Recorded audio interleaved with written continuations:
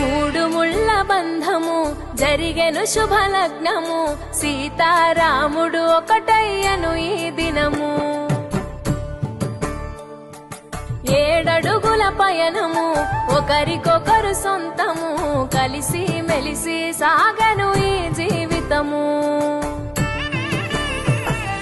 శతమానం భవతి అని వధువరులను దీవించి శ్రీరస్తు శుభమస్తని అతిథులు ఆశీర్వదించి పంచాభూతాల నడుమ 2 మనసులేకమయ్యే కళ్యాణ